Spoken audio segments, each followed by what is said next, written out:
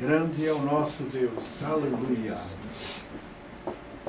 Deus é um Senhor maravilhoso que nos conduz a cada dia, né? Grandes coisas fez o Senhor, por isso estamos alegres. Aleluia. A alegria do Senhor é a nossa força também. Ela vem e quando nos encontra muitas vezes tristes, desalentados, a força do Senhor vem para nos fortalecer a nós. A sua palavra é poder de Deus para todo aquele que crê. Amém? Interessante que nós temos uma palavra que a palavra de Deus que vem ao nosso coração, amados, ela é uma palavra de vida. Mesmo que não seja uma palavra que venha trazer no momento palavras bonitas, né, de conforto, mas é palavras de edificação, é palavras de exortação. E toda palavra que Deus envia para a sua igreja tem um propósito: nos fazer viver. Por quê? Porque a palavra de Deus é vida. E ela é viva e eficaz, mais penetrante que espada alguma de 2 gumes, que ela consegue discernir a intenção dos corações, faz a separação entre juntas e medulas, e ela penetra até o profundo do nosso ser, pois para Deus nada está escondido, para Deus nada está escuro, porque Deus é luz. E a Bíblia diz que até as trevas para Deus é dia. Isto é, não existem trevas que escondam qualquer pessoa ou nós de Deus. Cada dia mais que nós conhecemos esse Deus maravilhoso, mais nós podemos entender como esse Deus é bom. E a nossa esperança, ela não se fundamenta naquilo que Deus pode nos dar aqui na terra. A nossa esperança, ela se fundamenta naquilo que nós já temos de Deus, a eternidade, a salvação. Viver na esperança de conquistar coisas no mundo, amados, é viver numa esperança que pode ter decepções. Mas quando a nossa esperança é a certeza e a convicção de que nós somos de Deus, então não importa as circunstâncias, estamos sempre alegres. Porque a nossa esperança não é baseada em coisas deste mundo, amém? Por isso nós queremos que a palavra de Deus tem para nós algo tão maravilhoso hoje.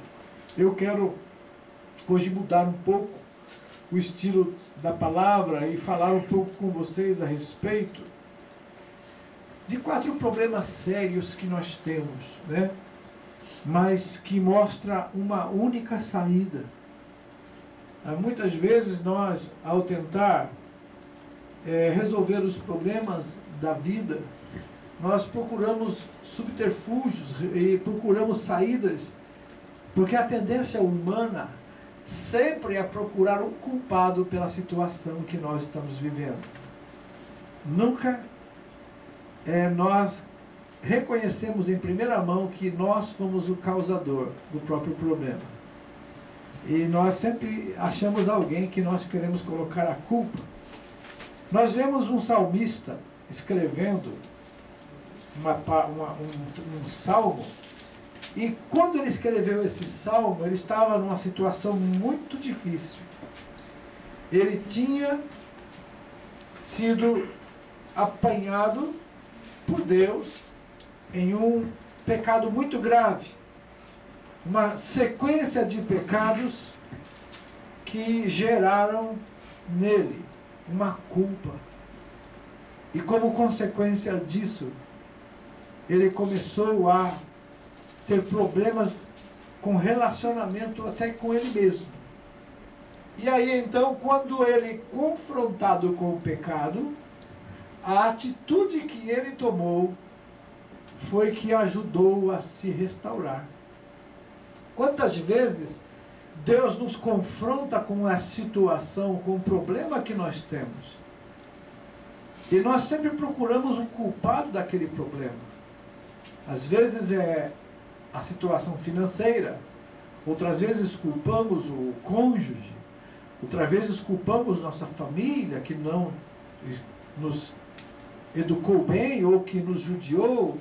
E tem pessoas que carregam em sua vida traumas de que foram judiadas no passado, que foram abusadas no passado, e que elas carregam isso como um sentimento de quando surgir um aperto, alguém confrontar com alguma situação, você por causa do passado, você não conhece minha vida, o que eu passei lá atrás.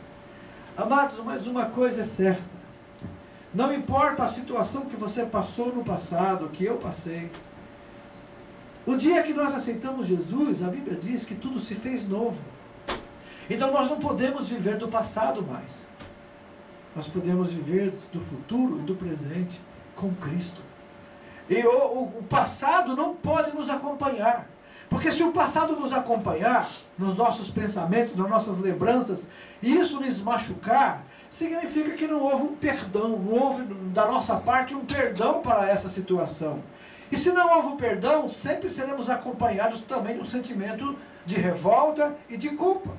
E as maiorias dos conflitos nos lares surgem de problemas que a pessoa não perdoou. Eu não esqueço que eu fui abusado. Eu não esqueço que fui maltratado. Quando lá na minha casa. Os meus irmãos. As minhas irmãs. Meu pai era isso. Minha mãe fez aquilo. A minha família. E, amados, as coisas velhas já passaram. Tudo se faz novo. A partir de hoje.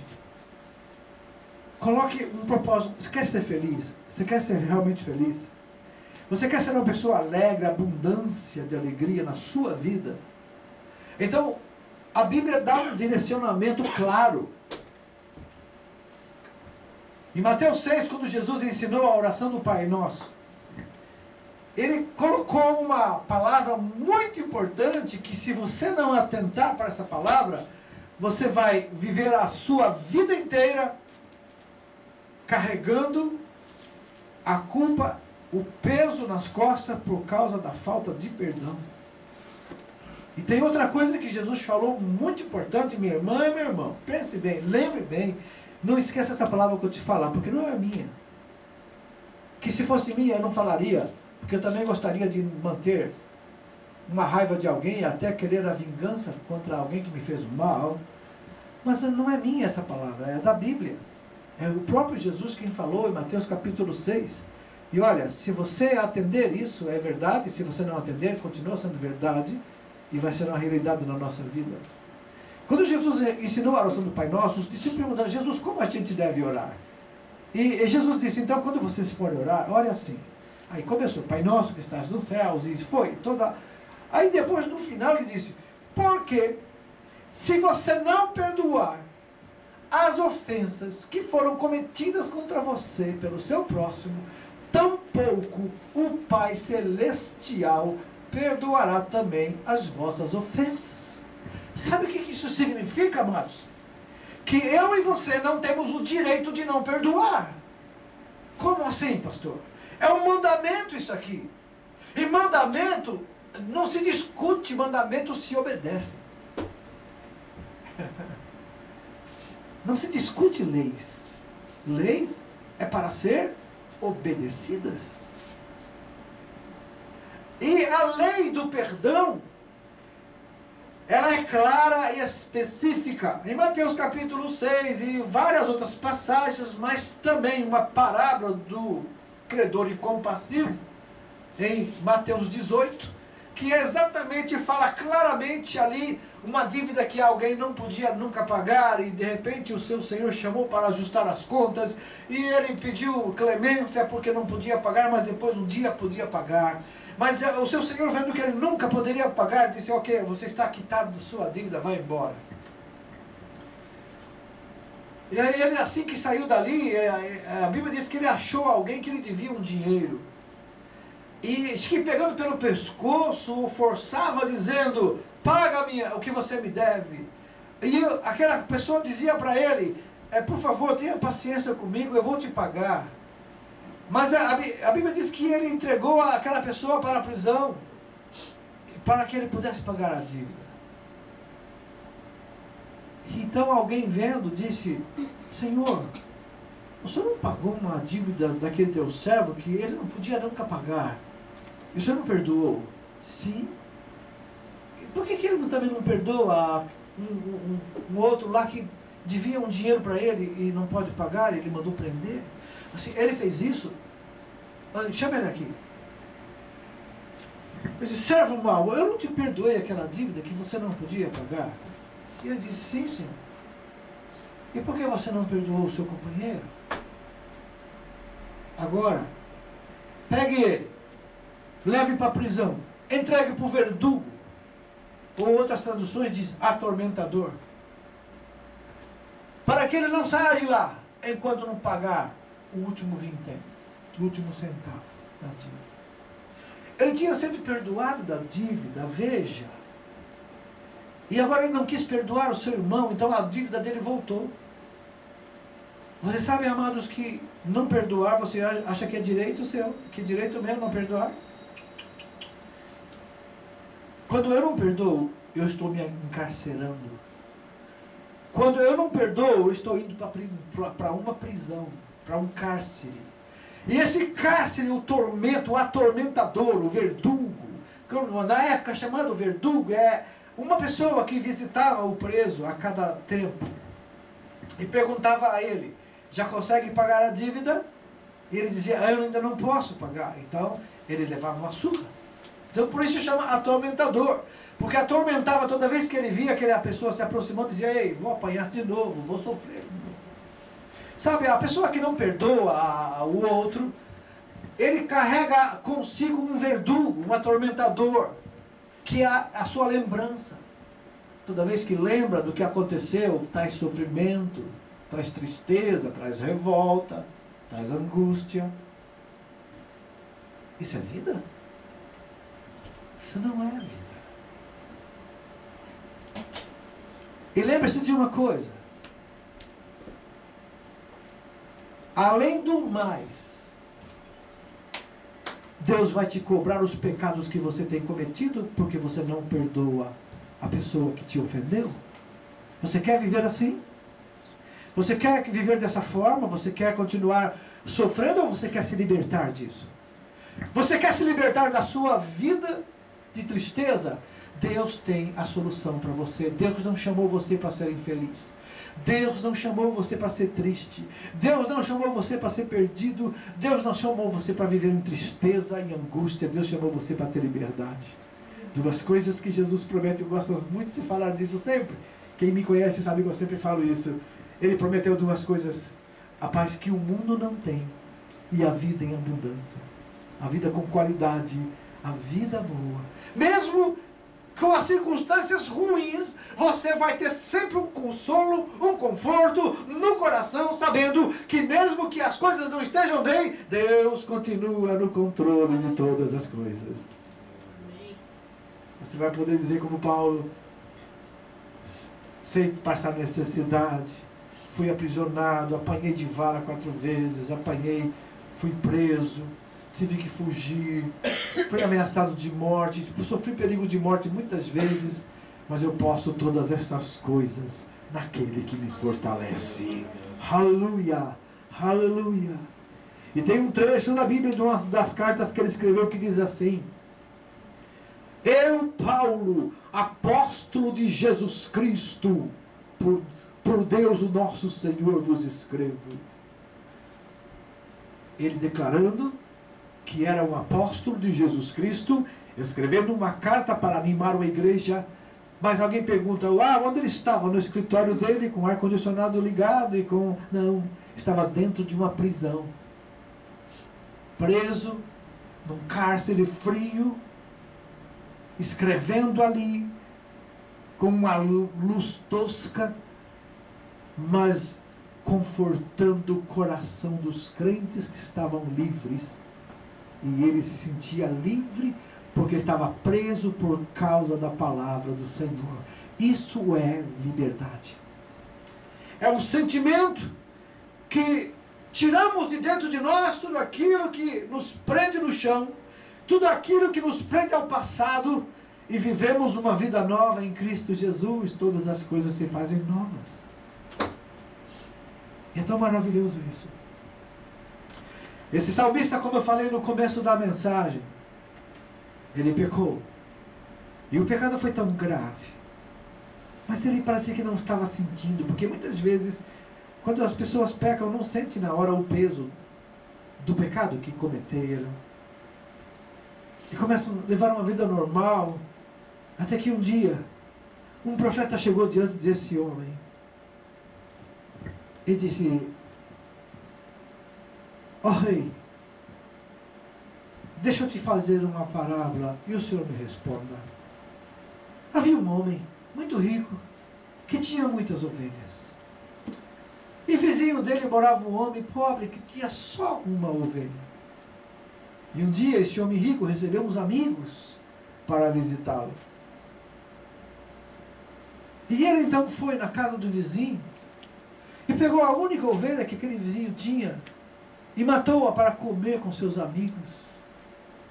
De que é digno esse homem, ó rei? E ele disse: esse homem é digno de morte? E o profeta, olhando para ele, disse: esse homem é você, rei. Uau! O profeta tem que ter coragem para falar. O rei podia mandar matá-lo. Ele era rei. Esse homem é você, ó rei. Por quê? Você tendo tantas mulheres à tua disposição, você pegou a única mulher do teu servo Urias, ainda mandou matá-lo? Parece que de repente um véu caiu de diante do semblante desse rei. Ele estava vivendo uma vida, parece que normal. De repente, confrontado com a verdade, ele depara-se com a situação. Meu Deus! Ele mesmo deu a sentença, era digno de morte. Você percebe uma coisa? Nós sabemos que o rei Davi não morreu. Nós sabemos que ele sofreu muito por causa disso, teve consequências, teve sequelas por causa disso. Mas ele não morreu, Deus o perdoou, porque ele se arrependeu. E como a gente sabe que ele se arrependeu, a Bíblia diz que ele nunca mais voltou a fazer o mesmo pecado. Okay? Então isso é arrependimento, é abandono do pecado, é desviar-se. Porque a pessoa que diz que se arrepende, mas volta a pecar sempre no mesmo pecado, isso não é arrependimento, isso é remorso. Remorso não é arrependimento. Remorso é o sentimento de culpa, mas não de arrependimento. Porque o arrependimento nos leva a ter remorso, a ter tristeza e a abandonar o pecado. E ele então, de repente, ele se viu nessa situação. Aí, quando ele caiu na realidade, ele escreveu o Salmo 51. Abra sua Bíblia no Salmo 51.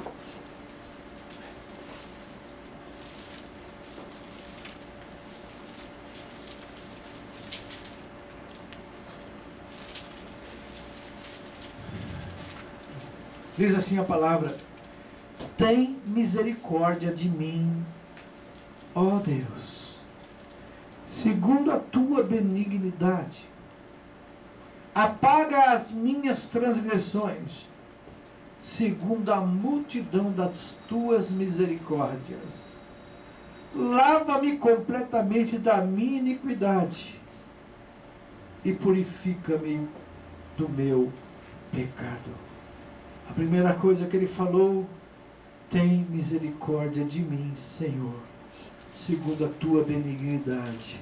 A segunda coisa que ele falou: apaga as minhas transgressões, segundo a multidão das tuas misericórdias. A terceira coisa: lava-me completamente da minha iniquidade. E a quarta: purifica-me do meu pecado.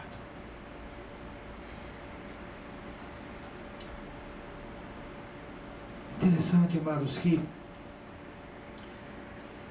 no sábado que eu estive aqui na outra vez, nós pregamos sobre o Salmo.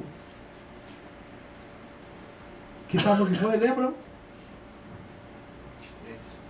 23. Salmo 23 e o versículo 6. que nós falamos sobre, porque a tua bondade e a tua misericórdia me seguirão todos os dias da minha vida, até a consumação dos séculos. Sabe o que é isso? A misericórdia e a bondade de Deus é a causa de não sermos consumidos, de não sermos tragados pelo pecado.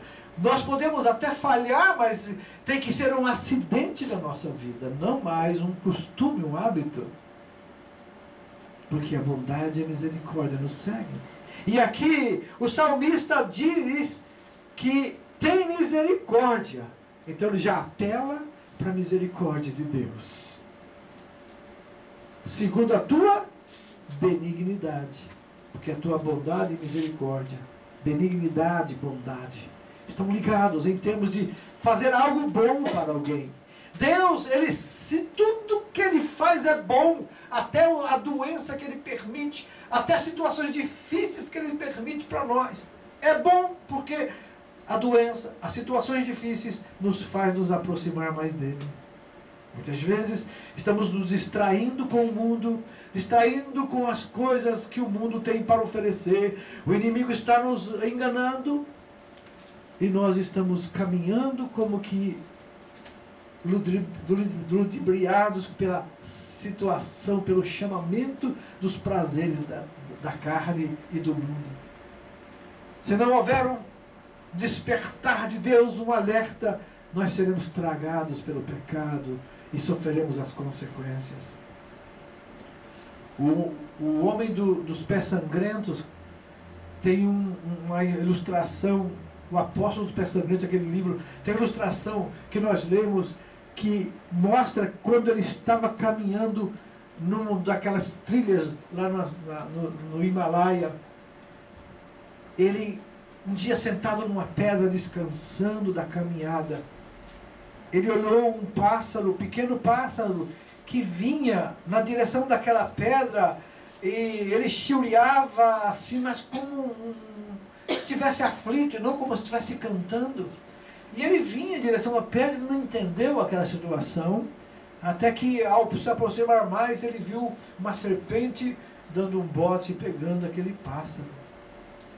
Porque certas serpentes, elas fazem um sonido com a sua língua, e esse sonido dá um som que praticamente paralisa o pássaro, e ele é atraído para aquela situação de morte. Ele não quer, mas uma força maior do que ele o leva para a morte. O pecado é a mesma coisa. O que o mundo oferece é a mesma coisa, amados. É uma atração muito forte. É algo que a gente quase não consegue controlar.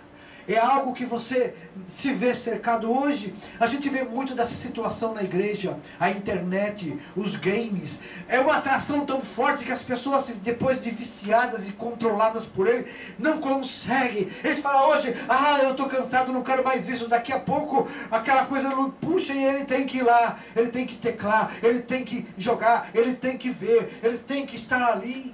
Ele não consegue mais controle, está caminhando para a morte, sem perceber que aquilo é um veneno que está destruindo a vida dele. Interessante que o salmista fez isso. Ele foi atraído pelo pecado, atraído pela paixão carnal, atraído pela necessidade agora de se livrar da culpa. A Bíblia relata que quando ele descobriu que a mulher que ele teve, o adultério, estava grávida, e ele sabia quem era o marido, trouxe o marido da guerra, e queria que o marido fosse dormir com a mulher, para que a culpa não ficasse nele, mas Deus impediu que o homem, por ser muito fiel, fosse para casa estar com a mulher. E o homem disse, como posso eu estar me divertindo com a minha esposa, enquanto meus homens estão morrendo no campo de batalha, ó rei? E ele insistiu e deu a bebida para ele beber, e ele dormiu nas portas, nos portões do palácio do rei, mas não foi para casa. E aí não teve jeito. Ele tinha que dar uma solução para o problema.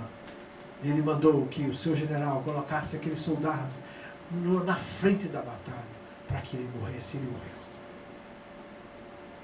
Mas o sangue clama. E Deus ouve o clamor do sangue.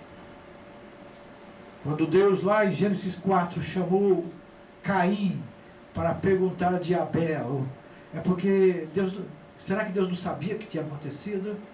Mas Deus queria ouvir da boca de Caim a confissão e o arrependimento. Mas o que Deus ouviu? Por acaso sou eu algum guardador do meu irmão? Sabe por quê? Ele falou, Caim, sabe por quê? O sangue do teu irmão clama a mim desde a terra. Uau!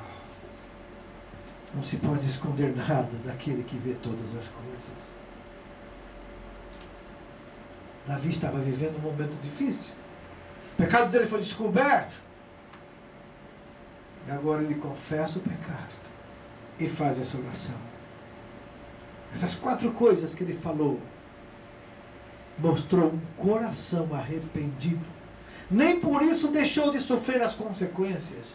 Ele sofreu muito por essa causa. Deus o perdoou, mas ele teve consequências na sua vida. Hoje vivemos no tempo da graça. Deus perdoa, mas também da mesma forma, porque fizemos coisas, temos consequências. O importante não é saber que temos consequências. O importante é saber como lidar com elas. Como tratar com elas. Porque elas virão. E se você não se preparou para isso, você não vai suportar. Então é por isso que nós estamos querendo falar sobre esse salmo hoje. Sobre essa passagem que, nesses versículos, mostra essas 4 situações que você pode se achegar a Deus. Não importa o que você cometeu. Não importa o tamanho do seu pecado, porque para Deus tudo é pecado. Um pecadinho pode levar uma pessoa para o inferno, como um pecadão também leva para o inferno da mesma forma. É verdade? O importante é o seguinte. É como você lida com isso. Você vai esconder? Você vai manter isso em sigilo? Será que ninguém sabe? Eu sempre costumo dizer que quando a gente faz alguma coisa errada, pelo menos 3 pessoas sabem. Você, Deus e o diabo. Pelo menos. Essas 3 sabem. Você porque fez. O diabo porque foi ele que te ajudou. Ele ajuda. O diabo não faz a gente pecar. O diabo ajuda, porque você só peca se você quiser. Sabia não? Você sabia disso? A gente só peca se quiser. Sabe por quê? Porque nós estamos livres do poder do pecado, não da presença. A presença, o pecado está em volta de nós. Mas você está livre do poder, mas não livre da presença. Por isso que você precisa resistir. Entendeu? Então a gente só peca porque a gente quer. Não foi porque o diabo quis. O diabo quer. Ele veio para matar, roubar e destruir. Ele sabe fazer isso muito bem. Agora depende de nós. Ele não pode mais tocar em mim. Ele não tem mais autoridade sobre mim. Porque agora eu sou do Senhor. Amém? Aleluia. Nós somos do Senhor. Então, porque nós somos do Senhor, o nosso dono, quem toma conta de nós é o Senhor. E a Bíblia diz, se o Filho vos libertar, verdadeiramente você será livre e o maligno não te toca. Ué, então por que está tocando?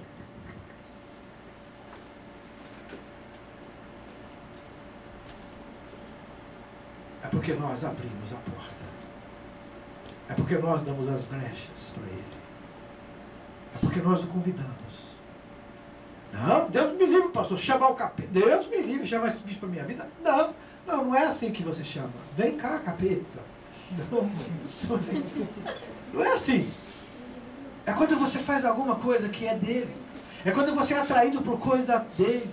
É quando você se deixa levar por coisas que você sabe que é errado.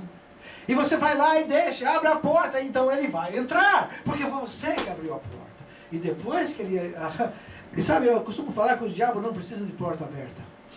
Ele só precisa de brechas. Porque ele tem uma cunha. Sabe o que é cunha? Sabe o que é cunha? É a mesma coisa. Mesma coisa. Então é isso aí. O diabo usa isso aí. Ele, se abriu uma brechinha, quem é? Entrou a cunha ali. Você não devia abrir a porta para ele. Porque a porta do nosso coração, amado, só tem a fechadura pelo lado de dentro, sabia? Só você pode abrir. Davi, ele podia muito bem evitar o pecado. Ele conhecia Deus. Ele tinha intimidade com Deus. Ele sabia o Deus que ele servia e sabia que era pecado fazer aquilo que ele fez. Mas ele abriu a porta para os desejos da carne. Ele abriu a porta e o diabo só incentivou, só ajudou. Só isso mesmo. Olha assim, tá pensando? Olha só, você vai perder isso aí? E ele pecou.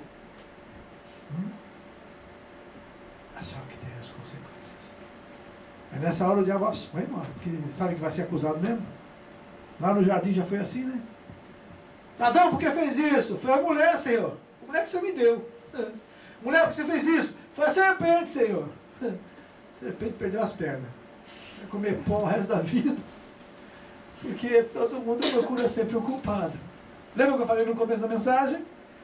A tendência nossa é sempre procurar um culpado para as nossas falhas. Enquanto a gente procura o culpado, nossos problemas não são resolvidos. Enquanto a gente não perdoa, não importa quem e como o que fez, os nossos problemas continuam diante de nós. A partir do momento que você resolve fazer de acordo com a palavra de Deus, as coisas se resolvem. Você vai ser o chamado que eu tenho falado, o crente resolvido, aquele crente que tudo já foi. Hoje eu vou ter um problema, amanhã eu vou ter outro, mas o de ontem e o de ontem já está resolvido. Eu não deixei nada para eu ficar arrastando para frente da minha vida. Tudo está resolvido. Os pecados cometidos antes no tempo da vossa ignorância, eu não me lembro mais. Aqueles pecados que foram perdoados, Deus não lembra mais. Não tente trazer o seu passado para frente, porque é a mesma coisa que você ir lá na lata do lixo da sua casa e pegar todo o seu lixo e despejar dentro da cozinha. Você vai gostar disso?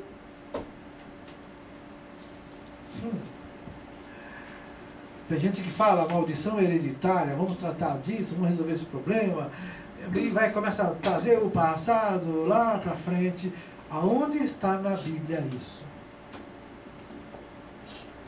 Jesus fala que os pecados que foram perdoados, Deus não se lembra mais. O Velho Testamento diz que a Bíblia Deus jogou os nossos pecados lá no fundo do oceano. Ninguém chegou no fundo do oceano até hoje. Nem os cientistas, nem o submarino, nem uma cápsula, nada. Os homens estão tentando chegar lá no céu, nas estrelas, mas ainda não chegaram no fundo do oceano. Não tem aparelho ainda para que chegue até lá. Eles chegam a muitas profundidades, mas ainda não no fundo do poço.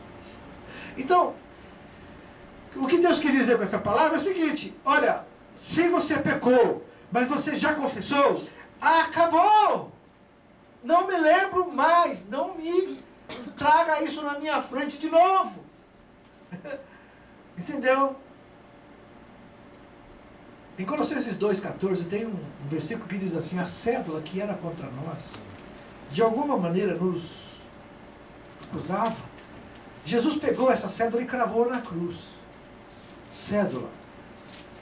Quando você vai examinar o que significa isso, você vai descobrir que antigamente, quando a pessoa tinha uma dívida, era escrito com uma tinta num pedaço de couro, uma tinta especial, e era escrito a sua dívida. E o promotor ia lá na sua porta e batia um prego na porta da casa da pessoa, na porta da frente. E todos que passavam olhavam e viam que a pessoa tinha uma dívida que não tinha pago ainda. Mas o dia que essa pessoa tinha o dinheiro, ia lá e pagava a dívida, aquele couro era tirado e era passado dentro de um líquido, e esse líquido apagava aquela tinta. Então não havia arquivo morto, entendeu? Não havia como ser cobrado de novo uma dívida que tinha sido paga, porque era apagado. Era apagado. Sabe o que quer dizer isso? Que o sangue de Jesus Cristo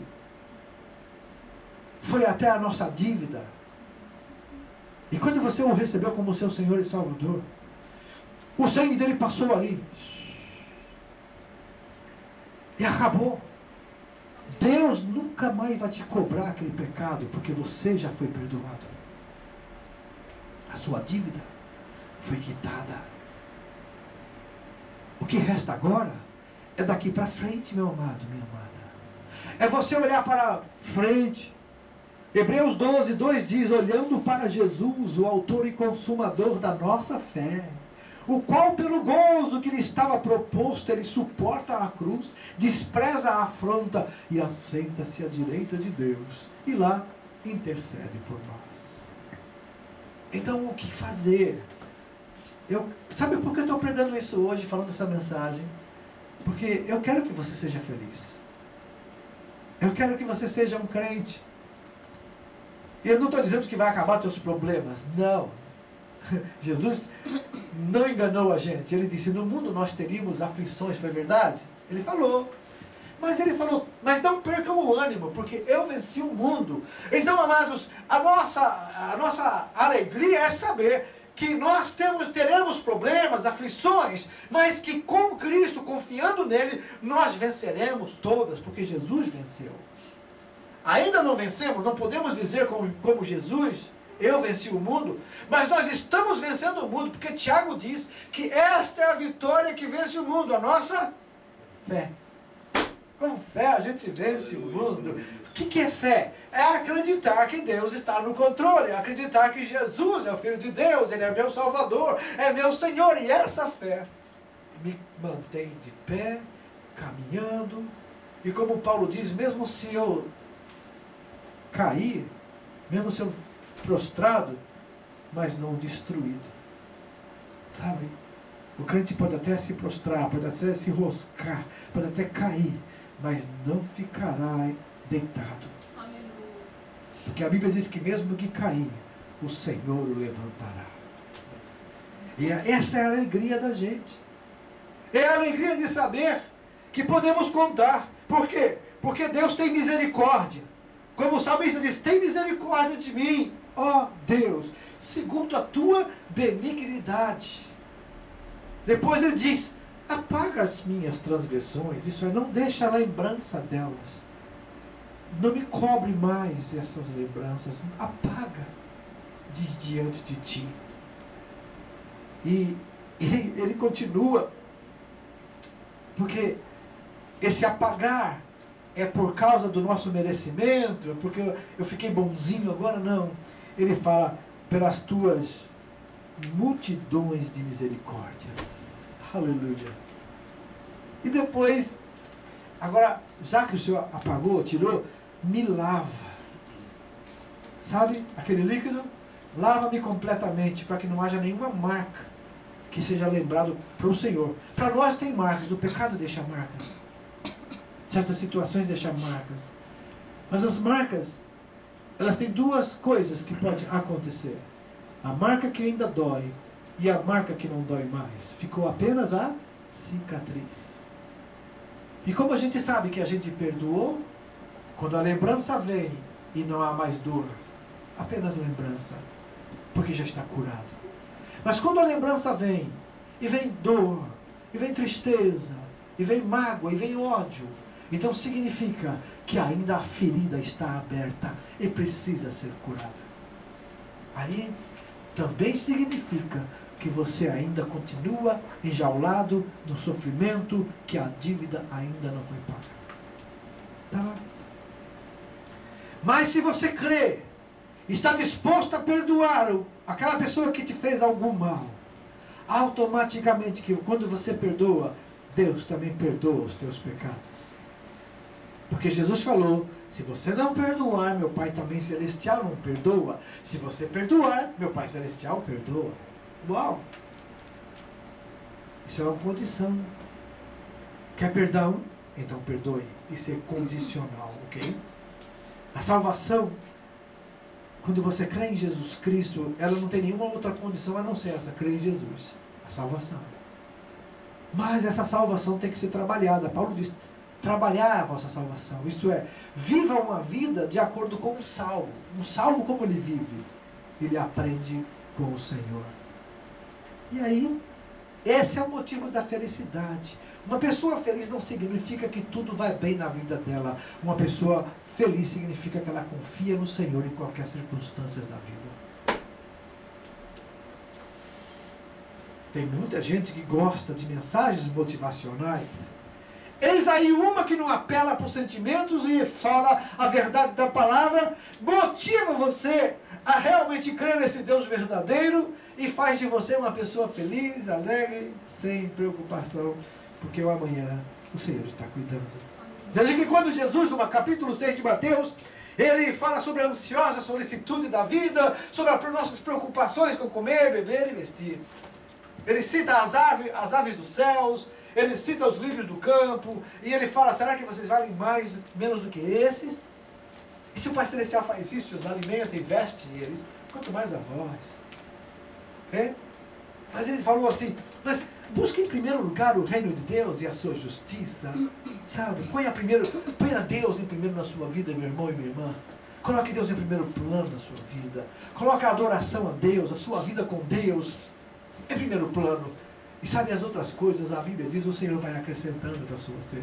Sabe, você não vai correr atrás, elas virão ao seu encontro. Você não vai ficar desesperado mais, preocupado, como vai ser, de que jeito eu vou fazer. Você descansa no Senhor e Deus vai colocar, aleluia, as coisas para vir a teu encontro. A Bíblia diz, essas bênçãos te seguirão. Então não é você que vai seguir, é elas que vão te seguir. Sabe o que significa isso, amado? Você vai ser uma bênção. Aleluia. Mas se há a confiança em Deus, como o salmista confiou, fez essa oração se humilhando, e depois você leia o salmo todo para você ver como ele se abriu, como ele se derramou diante do Senhor. Mas as primeiras 4 coisas que ele falou, você também tem que pensar nelas. Primeiro, lembre-se, tem misericórdia de mim, ó Deus. Se humilhar debaixo da potente mão de Deus. Aqui, o salmista reconheceu o pecado e se humilhou debaixo da potente mão de Deus. Segundo, apaga as minhas transgressões na multidão das tuas misericórdias. Significa que ele apelou para a misericórdia, não para merecimento. Ele reconheceu que não merecia. Misericórdia é algo que você dá a alguém, não precisa ser merecido. Hã? Isso é misericórdia. É você ajudar alguém, é você querer estar ajudando alguém, dando alguma coisa, mesmo que a pessoa não mereça. Então ele diz, as tuas multidões de misericórdia. Apaga. E terceiro, ele disse, lava-me agora completamente. Você tira todo vestígio, toda a lembrança, tudo aquilo que pode me trazer de volta para esse lugar. Não, eu não quero mais lembrar disso, eu quero sentir que estou lavado. Mesmo que... Pastor, mas por que a gente lembra dos pecados do passado se a gente já confessou e o Senhor disse que Deus perdoou e não se lembra mais? Por que a gente se lembra? Porque o diabo gosta de judiar de você. E ele fala no seu ouvido, você lembra o que você fez? Olha o pecado que você cometeu. Ah, meu Deus, é mesmo. Mas que coisa. Oh, Jesus, eu não mereço mesmo. Acho que eu vou desistir. Eu não mereço mais bênção, eu não mereço mais nada de Deus. Eu fui muito ruim, eu fiz muita coisa errada. Deus não chamou você porque você ficou bonzinho. Deus não perdoou você porque você resolveu mudar de vida. Deus perdoou você porque você creu em Jesus. E o perdão veio pela graça e misericórdia, não por merecimento. Sabe, você nunca vai merecer. Eu nunca vou merecer perdão. Eu fui perdoado, você é perdoado porque cremos em Jesus. E o perdão veio de graça. Porque ele já morreu. O problema do pecado já foi resolvido há 2000 anos atrás quase. Na cruz do Calvário, sangue derramado. Já foi. O serviço já foi feito. O trabalho foi completo. Não há mais nada a fazer da parte de Deus para nos salvar, a não ser que você, tocado pelo Espírito Santo, venha e diga, eu reconheço, eu sou um pecador, me ajuda, Senhor, me perdoa. E o salmista disse, tem misericórdia, apaga as minhas transgressões, lava-me completamente e purifica-me do meu pecado. Uma coisa é lavar, outra coisa é purificar. Não sei se você sabe a diferença. Você pode lavar algo, mas não está purificado. A purificação, ela exige um tratamento mais forte. Ela exige algo que... Por exemplo, tem um líquido que a gente compra para... No Brasil também, aqui no Japão eu vi que tem também. Para mergulhar, esterilizar as mamadeiras das crianças. A chupeta, você põe naquele líquido chamado Milton, né? Você põe naquele líquido, aquilo ali vai trabalhar e vai matar todos os germes, bactérias que ali estão, e depois você tira aquilo e passa na água corrente e dá para a criança. Está isento de que aquilo, para a boca da criança, vai bactérias, vai vírus. É interessante que as coisas que são naturais acabam nos mostrando verdades espirituais. O sangue de Jesus faz isso, amados. E quando você perceber que alguma coisa sujou de novo as suas vestes, sua vida, que algo está perigoso na sua vida, o sangue de Jesus de novo te purifica de todo pecado. Ok? Porque nós somos salvos. Até quando vocês cantam esse hino, foi na cruz, onde um dia eu vi, não é meus pecados castigados em Jesus, não é no plural, é meu pecado. A fonte de todos os pecados é o pecado da desobediência. É a natureza pecaminosa que nós temos, é o pecado, no singular. Jesus morreu pelo nosso pecado. E o sangue dele nos purifica de todos os pecados. Se entende? Quando você aceitou Jesus, ele te perdoou lá atrás, já tinha resolvido, mas você agora pegou essa herança, esse perdão que ele conquistou na cruz para nós. A partir do momento que você começa a servir o Senhor, e ainda está lidando nesse mundo, de vez em quando você acaba sendo respingado por alguma coisa má desse mundo. Ah, mas quando você percebe isso, você corre aos pés do Senhor e pede perdão, misericórdia. Aí o sangue de Jesus vem e te limpa de todo o pecado. Primeira carta de João, ele disse, capítulo 1, versículo 9, se confessarmos os nossos pecados, ele é fiel e justo para nos perdoar os pecados e nos purificar de toda injustiça. Foi isso que o salmista fez. Ele confessou o seu pecado. Ele disse aqui na é lógico que Deus deu uma ajudinha para ele, né? O profeta foi lá, fez uma parábolazinha, e na parábola ele mesmo decretou a sentença que era para ele. Esse homem é tu, ó rei. Ele reconheceu isso, que merecia a morte, mas ele aí clama ao Senhor, a multidão das suas misericórdias. E ele foi perdoado. A Bíblia diz que Deus perdoou Davi, porque Davi nunca mais voltou a cometer um pecado igual. Vocês entendem? Deus perdoou Davi. Embora ele sofreu consequências, sequelas, mas foi perdoado por Deus.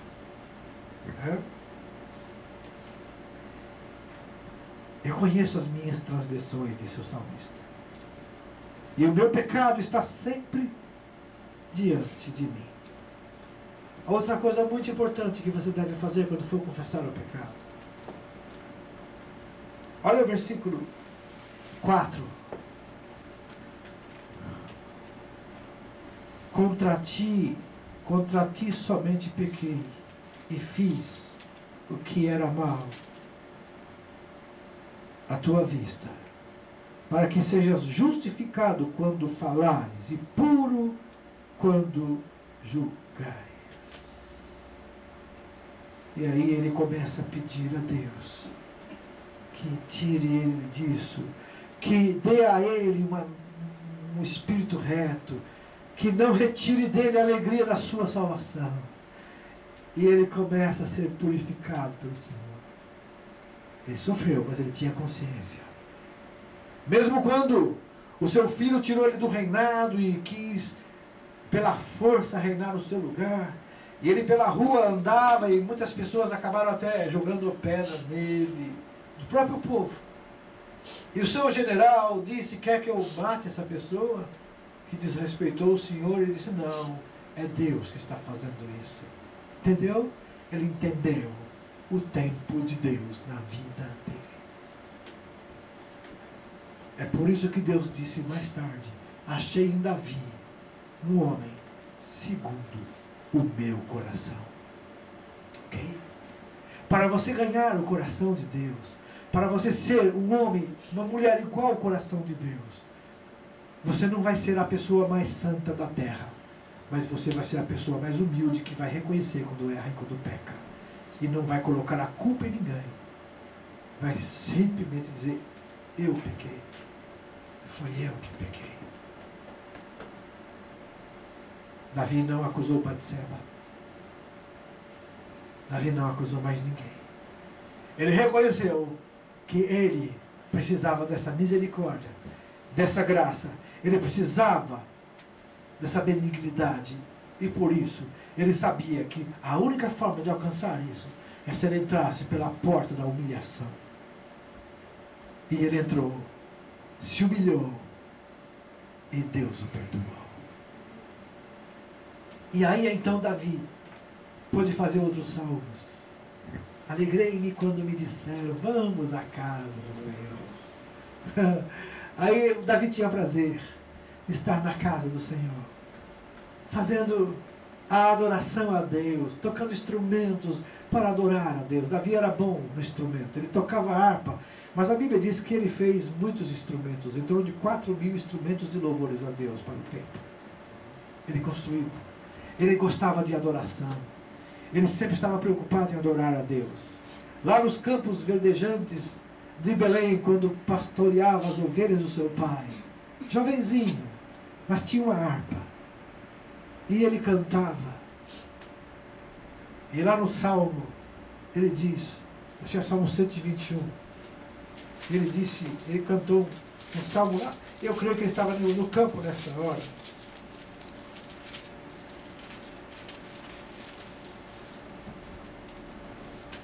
E a tradução, uma tradução diz assim, para os montes olharei, de onde vem a salvação, meu socorro vem de Deus, o Senhor da criação.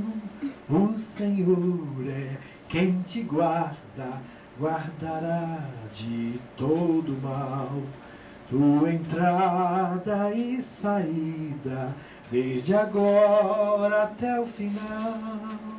Davi cantava, mas tocava sua harpa, adorava a Deus num lugar que ninguém estava vendo, que ninguém sabia. E ele era uma pessoa que não era famosa, nem muito conhecida. Quando os seus irmãos estavam em casa, o Samuel, o profeta, veio escolher um dentro da casa de Jessé para ser o rei de Israel. Jessé nem lembrou de Davi, de tão pequeno que ele era e tão insignificante para eles. Mas lá no campo, sozinho, ele adorava a Deus.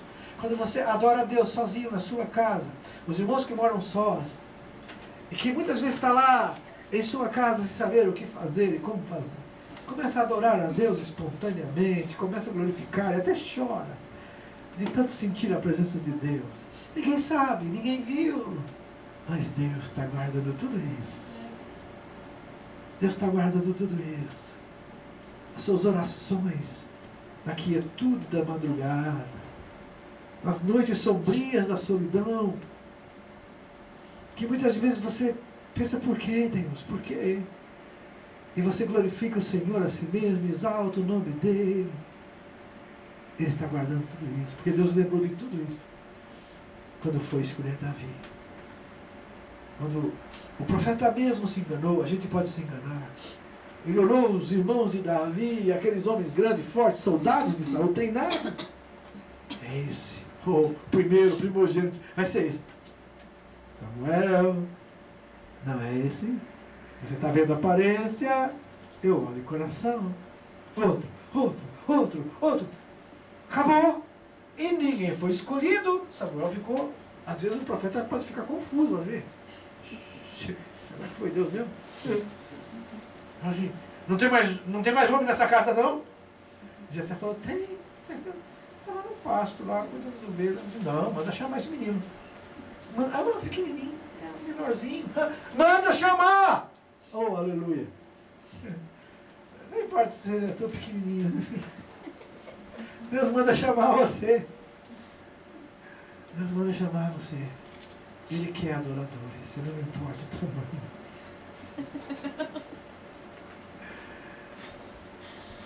Não é verdade? Às vezes a gente fica até meio como que sentindo uma certa... eu sou tão pequenininho, né? E muitas vezes você tem pequeno por causa do tamanho, mas também pequeno por causa da situação, das circunstâncias. Né? Sou tão pequenininho, ninguém olha para mim, ninguém me vê. Deus olha. Quando Davi chegou, a Bíblia descreve ele, né? Ruivo, de gentil aspecto. Quer dizer, esse vai ser rei. Né? A gente espera o rei o quê? Né? A pessoa que... Porque Saul era assim. Saul era... Quem assistiu o filme Davi e Saul? É aquele filme, né? Aquilo é mentira, viu? Aquele Saul lá não tem nada a ver com o Saul da Bíblia, não. Esse camarada que fez o filme não conhece, não leu direito a Bíblia, não. Porque a Bíblia diz que Saul, foi escolhido da tribo de Benjamim, da casa de Benjamim. E ele diz que de uma multidão, assim, você olhando uma multidão, Saul aparecia do ombro para cima. Aquele lá, o camarada careca, mais feio que eu, magro. E tu pôs como sendo o rei Saul para poder quebrar o ar de Davi, deixar Davi um pouco... Não, amados. Com Deus é invertido. Deus trabalha na contramão do que o mundo pensa. Deus usa as coisas que não são para confundir as que são. Porque Deus sabia que lá estava um verdadeiro adorador, que adorava a Deus não para que as pessoas vissem, não se exibia. Ele queria adorar a Deus em espírito e verdade. E é esses que Deus procura. E mesmo que uma pessoa dessa venha falhar como ele falhou, mas mostrou a humildade, mostrou, amados, a forma como buscou a Deus e reconhecendo a autoridade, a soberania e o poder de Deus, e sabendo que Deus podia matá-lo, podia julgá-lo e jogá-lo no inferno, inclusive, ele se rendeu e disse, tem misericórdia de mim, ó Pai. É isso. É isso. Então hoje, as coisas que você tem que pensar, a partir de hoje na sua vida, não carregue mais passado com você. Largue tudo isso. As lembranças que te fazem sofrer, deixe-as aqui hoje aos pés de Cristo. Não leve para casa isso. Chega. Você já sofreu demais com coisas que não são necessárias. Pastor dos Estados Unidos, chamado John Austin, ele disse assim, uma palavra que eu gostei muito que ele falou: não gaste suas energias com coisas que não valem a pena. Guarde suas energias para usar com aquilo que realmente vale. Então lembrar do passado e sofrer por causa dele, amados, é gastar energia com coisas que não são necessárias. Porque já existe a provisão de Deus, já existe o perdão de Deus. O que resta agora é você deixar cair por terra todo o eu, o orgulho, reconhecer se humilhando na face, diante do Senhor, aos pés de Cristo, para Ele te levantar uma pessoa alegre, feliz e resolvida, uma pessoa que vai lembrar dos problemas, mas vai dizer, graças a Deus está resolvido. Vai lembrar das situações que você passou no passado, vai dizer, obrigado, Senhor, porque me libertaste disso, hoje eu sou feliz. Isso é ser um crente resolvido. Que Deus te abençoe no dia de hoje. Que você, ao participar dessa Santa Ceia, você possa fazer isso com um coração alegre e feliz. Porque você foi perdoado. Se você confessou e abandonou o pecado, você está perdoado. Se não, confesse. E fale com o Senhor e diga, eu confesso o meu pecado. e especifica o pecado. Né? Não generalize.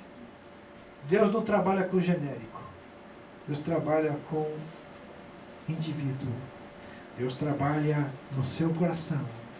Ele conhece as profundezas da sua alma. Ele conhece as profundezas do desejo do seu coração, do meu coração. E Ele age dentro disso. Não adianta a gente chorar, se esgoelar, gritar, que o nosso coração não estiver realmente arrependido, Deus não vai ouvir nenhum grito nosso. Ele não é surdo. E Ele ouve a nossa oração. Um coração quebrantado e contrito, tu não rejeitarás, ó Deus. Vamos ficar em pé, amados.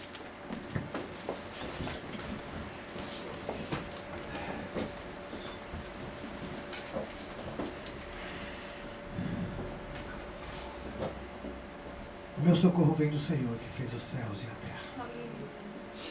O teu socorro vem do Senhor que fez os céus e a terra. Na minha angústia clamei ao Senhor e Ele ouviu o meu clamor. Angustiado, todos vão passar por isso. Se eu perguntar aqui, eu não preciso nem perguntar. E que se alguém não levantar a mão é porque está com vergonha.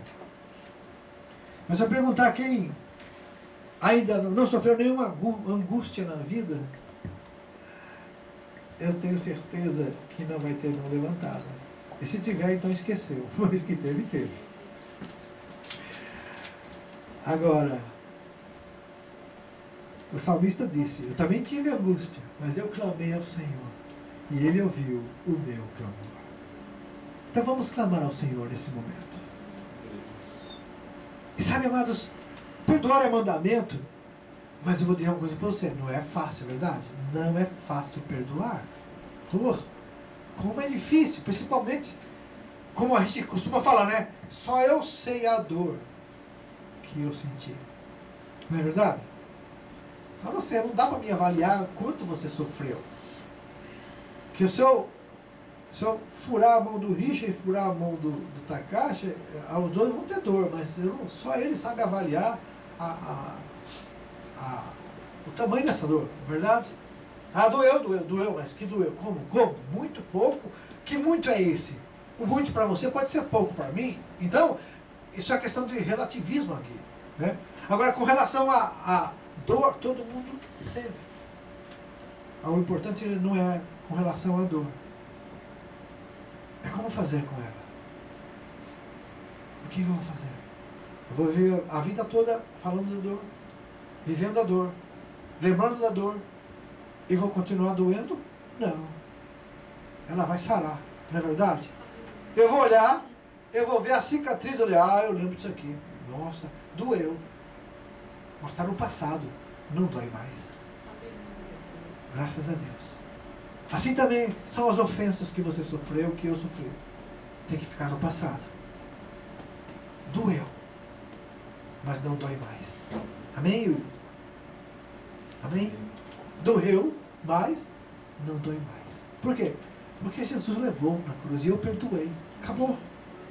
Não há mais culpa, não há mais lembrança. Lembrança dolorida. A lembrança é natural. Porque a turma fala assim, pastor, mas perdoar não é esquecer? Não. Perdoar é lembrar sem doer. Isso é perdão. Verdade? Você lembra, mas não dói mais. É apenas uma lembrança. Agora, se doeu, então está aberta a ferida. E Jesus restaura. Jesus cura. É só você reconhecer e dizer, Senhor, tem uma ferida aberta aqui no meu coração. Mas sara essa ferida hoje, Senhor. Aí a gente fala para a pessoa, perdoa. Assim, pastor, eu não sinto perdoar.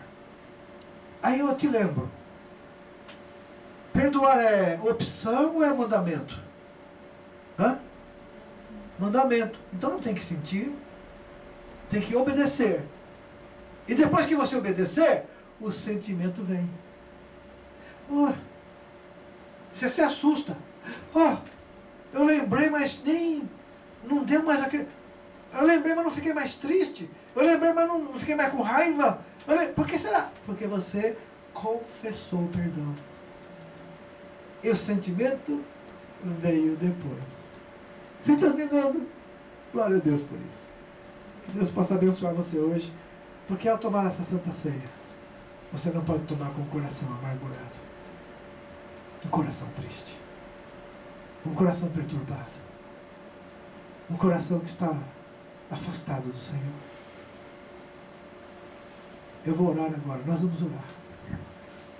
E nessa oração, coloque diante de Deus essa situação sua.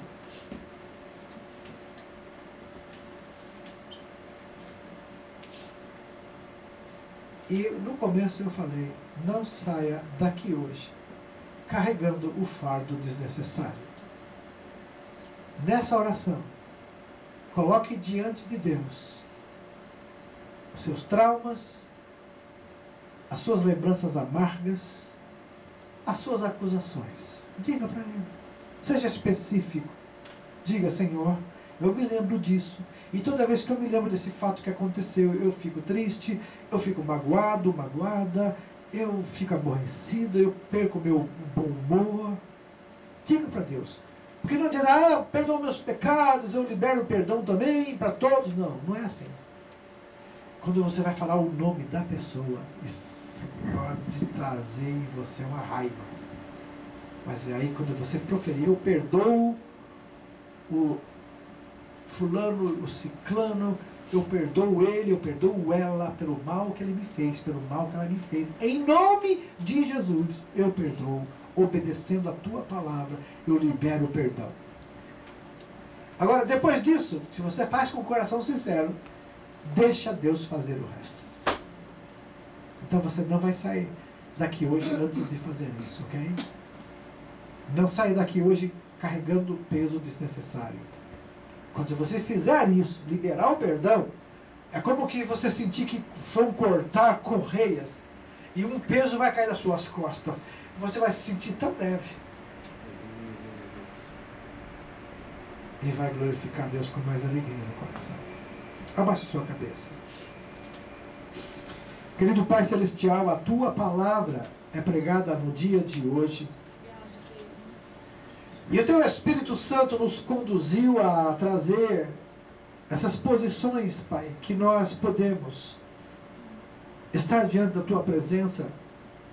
Assim como o Teu servo Davi, ao ser confrontado com o seu pecado, ele se humilhou e clamou por Tua misericórdia, por Tua bondade, pediu que o Senhor apagasse as suas transgressões, que o Senhor purificasse de todos os seus pecados. Ele pediu, Senhor, na multidão das Tuas misericórdias. Por isso, Pai, hoje também nós pedimos a Ti perdão. E cada um dos Teus servos e servas aqui, Senhor, vai especificar o pecado ou a falta de perdão e vai falar o nome da pessoa e o Senhor vai, aleluia, ouvir essa oração. E o perdão será liberado hoje e também o Teu perdão virá sobre essas pessoas. A carga e o peso vão cair hoje aqui, Senhor, em nome de Jesus. E agora, Pai, alcance esses corações com o Teu poder. Que haja um sentimento de liberdade, de paz. Que Teu Espírito Santo possa conduzir-nos. Que a Tua glória permaneça na Tua igreja. Que a Tua palavra, que a verdade, seja real na nossa vida hoje e sempre. Em nome de Jesus nós oramos, Pai. E no nome desse Jesus nós agradecemos. Amém. Amém. Pode sentar um momento, amados.